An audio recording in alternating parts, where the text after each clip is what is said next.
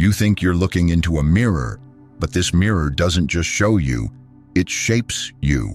Every scroll, every swipe, every pause on a post is a small lesson the screen learns about you. It memorizes what makes you stop, what makes you angry, what makes you laugh, and then it feeds it back to you, over and over again, until you start becoming exactly what it expects you to be. Mass McLuhan once said, "The medium is the message." He meant that the way we receive information quietly changes the way we think. The screen isn't neutral. It trains your reflexes before it trains your reason. It rewards quick emotion, not deep thought. You open an app for a few seconds, but it opens you. It reads your boredom, your fatigue, your loneliness. When you're tired, it offers comfort. When you're restless, it gives you outrage. When you're unsure, it gives you validation. And soon, it doesn't need to guess anymore. It knows. Because on the internet, whatever keeps you watching gets rewarded. And what's rewarded becomes the rule. The system doesn't need to tell you what to believe. It just keeps showing you versions of yourself until you stop looking for anything else. That's why short clips beat full thoughts. Why headlines beat essays. Why noise wins over clarity. A 30-second opinion gets more reach than a 10-minute argument. A bold lie outperforms a careful truth. We live in a world where being loud looks like being right, and being average feels like being safe. You've seen it everywhere. At work, when aiming higher makes you difficult. Online, when thinking too deeply makes you pretentious. At home, when every child gets a trophy just for showing up. We call this fairness, but it's really a quiet reward for mediocrity. The mirror doesn't celebrate excellence, it deletes it. Because excellence is unpredictable, and unpredictability doesn't sell ads. So now the mirror doesn't just reflect us, it instructs us.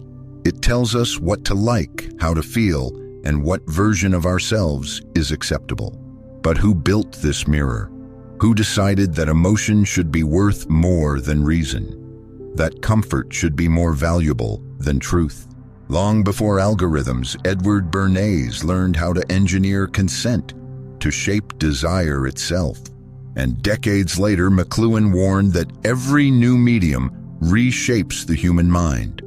Together, they predicted exactly what you're living right now, a world where the mirror of technology rewards the average mind, until the average mind becomes the only kind left to reward. Long before the internet, one man discovered something powerful, that people don't just follow facts, they follow feelings. His name was Edward Bernays, the nephew of Sigmund Freud, and he called his craft the engineering of consent. Bernays understood that if you can link an emotion to a symbol, you can control a crowd without ever arguing with it. You don't need truth. You just need the right trigger. He used psychology not to free people, but to guide them, softly, invisibly, toward choices that served someone else's interests. He once staged a parade of women in New York, each lighting a cigarette at the same time. He called them torches of freedom. The stunt was brilliant. Overnight, smoking stopped being taboo for women and became a sign of independence. He convinced the public that lighting a cigarette was a political statement, when in fact it was a marketing campaign for a tobacco company. In another campaign, he had doctors recommend bacon and eggs for breakfast, not because it was healthier, but because his client sold bacon. When journalists printed the story, America changed its morning ritual. That's how Bernays operated. Create the illusion of authority, wrap it in virtue, and sell it back to the masses. He proved that public opinion could be manufactured like any other product. If desire could be designed, then agreement could be scheduled, and once that system was born, it never died. It just went digital. Decades later, Mass McLuhan looked at the growing power of television and made a terrifying observation. The medium is the message. He meant that the form of communication, not its content, reshapes the human mind. The printing press created the logical thinker, television created the emotional viewer, and the internet, McLuhan warned, would create the reactive participant. He described every technology as an extension of ourselves. The car extended our legs, the phone extended our voice. The screen, he said, extends our nervous system, spreading our senses across the planet. But every extension also amputates something. When the screen gives us connection, it quietly takes away reflection. McLuhan called this the Narcissus effect. Like the mythic boy staring at his own image, we fall in love with the reflection and become numb to what's holding it. The tool becomes invisible and its influence becomes total. Hot media like radio or film demanded little participation. Cool media like conversation or social networks demanded constant response.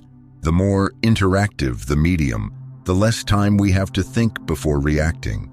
And that's how the internet trained the modern mind, not to reason, but to respond. Now combine Bernays with McLuhan, and you get the architecture of the modern feed. Bernays taught us how to manipulate emotion. McLuhan taught us that the medium rewards that manipulation. Together they built the blueprint for the world you live in, a world where every tap, every view, every comment is a psychological experiment running at the speed of light. Back then, Bernays had to rent journalists to spread his message. Today, the platform is the journalist. It doesn't ask what's true, it asks what keeps you watching. It doesn't care what you believe, only that you keep believing something loud enough to share. The formula is simple. Engagement equals profit. So the algorithm rewards what triggers, not what teaches. Emotion beats evidence. Shock beats nuance. And every reward system shapes behavior. That's why the internet feels more like a stage than a library. We've mistaken applause for understanding. The metrics became morals. The mirror became a marketplace. Bernays engineered consent by mastering emotion. McLuhan warned that every medium reprograms its users. And together, they gave birth to an environment that no longer needs propaganda, because the platform itself is the propaganda. What Bernays once did by hand, the algorithm now does automatically. You don't have to be convinced anymore, you just have to be entertained long enough to agree. The internet didn't just evolve by accident. It perfected a set of invisible engines. 6 quiet systems designed to shape the way we think, feel, and speak. Bernays built the psychology. McLuhan built the environment. The platforms combined both and turned them into code. Let's open the machine. First, authority outsourced to algorithms. In Bernays' time, experts were the voice of trust. Doctors, professors, journalists. Today, that voice is automated. A blue checkmark, a trending tag, a verified badge replaces real authority. We don't ask who is speaking, we ask how many followers they have. The algorithm curates credibility for us. It decides who looks trustworthy, and we nod along. When trust is outsourced, thinking becomes optional. Because why question anything the machine already approved? Second, the loop of social proof. We mistake visibility for value. When something gets 1 million views, we assume it deserves them. 10 million people can't be wrong, right? But they can, and they are every day. Bernays knew that once you show a crowd what everyone believes, individuals stop asking questions. The internet industrialized that instinct. The like button is the new shepherd's staff. It keeps the herd moving in circles, endlessly, comfortably together. Third, pseudo-events reborn as content farms. Bernays used staged news to sell ideas. Fake events made real through media coverage. Now the internet does it at scale. Outrage cycles, influencer drama, apology videos, they're not accidents. They're content born to be recorded, optimized, and monetized. The rule is simple. If it exists to be filmed, it exists to be sold. Conflict becomes a brand. redemption becomes a series, and the line between performance and sincerity collapses completely. Fourth, the rise of meme logic. A meme is propaganda in miniature, simple, emotional, infinitely repeatable. Why read when you can share? Why think when you can repost? Bernays once compressed complex politics into a slogan. The internet compresses entire philosophies into 7 words on an image. Each meme is a doorway that never leads anywhere, just a loop of laughter, rage, and belonging. We stopped analyzing and started signaling, because signaling gets more engagement. Fifth, the victory of participation over comprehension. McLuhan called this the shift from hot to cool media, a move from consuming ideas to reacting to fragments. The shorter the form, the faster the reaction. The faster the reaction, the weaker the thought. Now, every platform is designed to make you interact before you understand. Tap, comment, stitch, react. It feels like thinking, but it's only motion, a dopamine treadmill disguised as dialogue. We replaced depth with activity. We confuse movement with meaning. And sixth, the blindness to the background, what McLuhan called the ground. We argue endlessly over the content, politics, celebrities, headlines, while the structure that delivers it quietly trains our behavior. Autoplay teaches impatience. Infinite scroll teaches addiction. Notifications teach obedience. We think the feed is the product, but the product is us, shaped, measured, predictable. Bernays once said, "We are governed, our minds molded, our tastes formed, largely by men we have never heard of." He was talking about propaganda offices. Today, it's the recommendation system. Silent, invisible, inescapable. Every design choice is a psychological choice. Frictionless sharing teaches impulsiveness. Likes and hearts teach dependence. FOMO teaches conformity. And this is where McLuhan's warning comes true. The internet isn't evil, it's just efficient. It rewards what spreads, not what strengthens. It promotes the easiest version of every human impulse. Fast laughter, shallow outrage, instant validation. It doesn't want you to be excellent. It wants you to be average, predictably emotional, easily engaged, and endlessly available. That's the system's genius. It doesn't have to censor excellence. It just buries it under comfort. Every second online is an invisible negotiation, your attention in exchange for your autonomy. Most people don't even realize they've made the trade. Bernays manipulated emotion to sell products. McLuhan warned that technology would rewire thought. The platforms combined both lessons and automated them. Now, propaganda doesn't come from governments or corporations. It comes from design, from code optimized to keep you watching. It doesn't need permission, it only needs participation, and you give it one scroll at a time. You can tell something's wrong, not because the world got louder, but because silence feels impossible. Every second, someone somewhere is reacting, performing, explaining, yet saying nothing. The internet has turned thought into theater, and most of us are trapped on stage. This is the age of the average mind. It looks confident, connected, and informed, but it isn't. It's restless, insecure, and addicted to validation. Let's look at what it's becoming. The first symptom is overconfidence, certainty, inflation. We confuse feeling sure with being right. The shorter the clip, the stronger the opinion. Everyone is an expert now, in everything. A 30-second rant sounds more convincing than a 2-hour lecture because confidence is currency online. And humility doesn't go viral. You can see it everywhere. People who've never read a book about economics can summarize global trade in a single sentence. Someone hears a podcast clip and suddenly becomes a philosopher. We've mistaken the ability to repeat an opinion for the ability to understand one.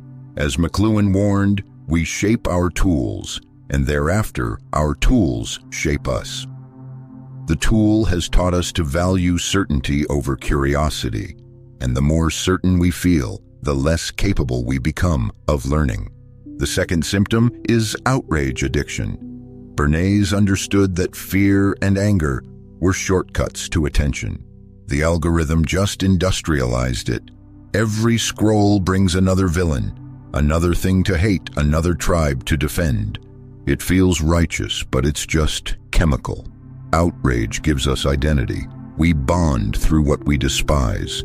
It's easier to be angry together than to think alone. The platforms know this. Anger holds attention 11 times longer than joy, and that attention prints money. So the feed keeps you irritated, not enlightened, because irritation clicks faster than insight. The third symptom is performative expertise. We no longer need to know, we just need to sound like we know. In the economy of impressions, eloquence beats evidence. The internet rewards the fluent, not the wise. Someone who looks the part wins the trust. It's the same Bernays trick, dressed in Wi-Fi. Borrow authority, wear credibility, repeat confidently. It doesn't matter if the claim is empty. What matters is that it fits the rhythm of certainty. And the tragedy is, people who actually do the work, the craftsmen, the thinkers, the quiet ones, vanish in the noise, because depth doesn't trend. The fourth symptom is attention malnutrition. Our minds are full but starved. We consume more information than any generation in history, yet remember almost none of it. We snack all day on emotional calories. Tweets, clips, reels, fast, sweet, forgettable. It keeps us busy but never full. Reading a book feels like a marathon now. Silence feels like withdrawal. We can't finish a thought without checking the reflection of it online. McLuhan called it the global nervous system. It connects everyone and exhausts everyone. The more connected we are, the more we lose the muscle of concentration. We don't process, we react. We don't think, we echo. The fifth symptom is identity merchandising. Bernays sold products by selling personalities. The internet took that idea and sold us back to ourselves. We're told to build a personal brand, to turn who we are into something marketable, to speak not because we have something to say, but because silence means invisibility. Now, identity is a subscription plan. Updated, filtered, branded. Belonging is no longer about character, it's about hashtags. We buy meaning in pieces, ideology, style, tribe. And the more we invest in the performance, the less we remember who's performing. The sixth symptom is the rise of the safe performer. The system doesn't need excellence, it needs efficiency. At work, team players who never question mediocrity rise fastest. In life, those who stay agreeable stay employed. People who demand higher standards are called toxic. Ambition has been rebranded as arrogance. We've built workplaces that praise harmony and punish truth. We reward compliance and call it cooperation. Bernays would have admired this. The perfect society doesn't silence dissent. It convinces dissenters to silence themselves. The seventh symptom is the parenting loop, how mediocrity becomes tradition. A father watches his son receive a trophy for just showing up. He smiles politely, but something in him sinks. He remembers when losing used to hurt and teach. Now failure is treated like trauma. We think we're protecting our children from pain, but we're really protecting them from growth. Because without failure, there's no feedback. Without feedback, there's no strength. Aristotle once said, virtue is formed through habit. But in this world, habit is replaced by comfort. The child learns the same lesson the internet teaches the adult. Don't strive, just stay safe. And finally, the eighth symptom, the quiet acceptance of the mirror. Most people know the system is broken, but they've stopped caring because the reflection is convenient. We complain about the feed, then scroll again. We hate the noise, but fear the silence more. That's how control works now. not through force, but through fatigue. You don't need to silence a tired man. You just need to keep him entertained. In the end, mediocrity doesn't arrive with fanfare. It arrives disguised as comfort, as kindness, as convenience. The internet doesn't have to make you stupid. It just has to make you satisfied. Once you stop demanding more of yourself, of others, of truth, the system has already won. And that's how the average mind is made. Not by censorship, not by ignorance, but by the quiet reward of staying the same. At some point, the sickness of mediocrity stopped looking like a disease. It started looking like virtue. We renamed surrender and called it peace. We renamed laziness and called it balance. We renamed fear and called it humility. That's how the mirror wins. It rebrands weakness as morality. First, authenticity became a shield. Be yourself used to mean find who you are and grow into it. Now it means never change, never question, never try too hard. We started praising people for being real, even when that real was just comfort wearing confidence. The internet turned self-acceptance into a marketing slogan. Influencers sell imperfection because it's profitable. It's not about truth, it's about relatability. And when everything must be relatable, nothing can be exceptional. We've mistaken stagnation for honesty, because improvement makes others feel small, and online, the worst sin is to make anyone uncomfortable. Then came the cult of niceness, the civility trap. It sounds gentle, it feels kind, but underneath it's just fear in polite clothing. We stopped saying hard truths because truth offends. We stopped demanding standards because standards divide. Now the highest form of social virtue is silence. Never disagree too sharply, never speak too clearly. McLuhan warned that in an acoustic world, tone beats content. Today, kindness without clarity rules every conversation. We value tone over truth, empathy over honesty. We've created a moral code that rewards the soft voice, even when it says nothing. The system loves that. Politeness keeps engagement high and conflict low. It keeps everyone smiling while the quality of thought dies quietly in the corner. And finally, the mirror no longer reflects, it commands. It doesn't show you who you are. It tells you what you must be. Every feed is a quiet instruction manual. Here's how to speak. Here's what to fear. Here's the kind of man that still gets applause. We used to look into mirrors to adjust ourselves. Now we adjust ourselves to please the mirror. That's the final stage of control. No one forces obedience anymore. We volunteer for it, smiling, scrolling, agreeing. The tragedy is that this feels moral. We think we're being kind, humble, fair, but all we're really being is manageable. Excellence hasn't disappeared. It's been rebranded as arrogance. Conviction hasn't died. It's been rebranded as aggression. And the mirror smiles, because a society that mistakes comfort for virtue will never question the hands that built the glass. If the internet built a mirror that rewards the average, then breaking it begins with learning how to see again, not the reflection, the structure behind it. Bernays taught people how to sell emotions. McLuhan taught that every medium hides its logic in plain sight. If you want freedom, you need literacy, not just to read words, but to read systems. Step 1. Ground before figure. Before believing a message, map the medium. Ask 2 questions. How does this platform make money? What kind of behavior does it reward? Write it down. When you see the pattern, you'll see the invisible hand. If a video keeps you angry, someone profits from your outrage.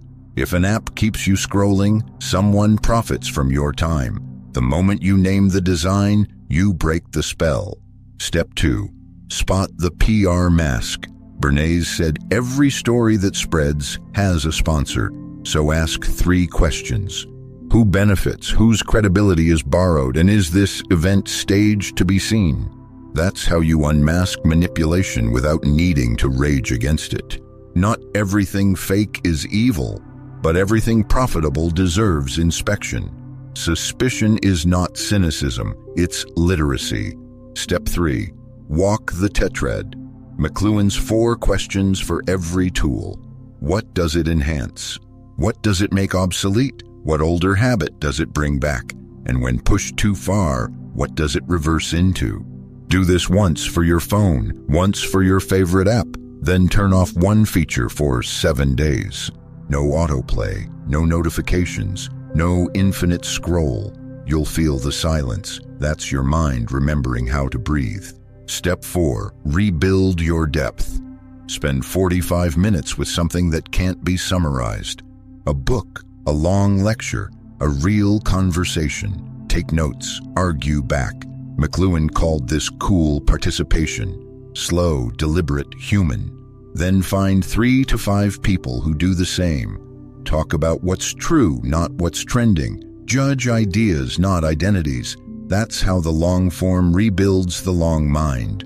Step 5. The final act. When you look into the mirror again, don't sell it. Make a window. Turn the screen off. Open the real one. And if you understand what this means, type 4 words below. I refuse the mirror. Because the only algorithm that can't be trained is a man who thinks for himself.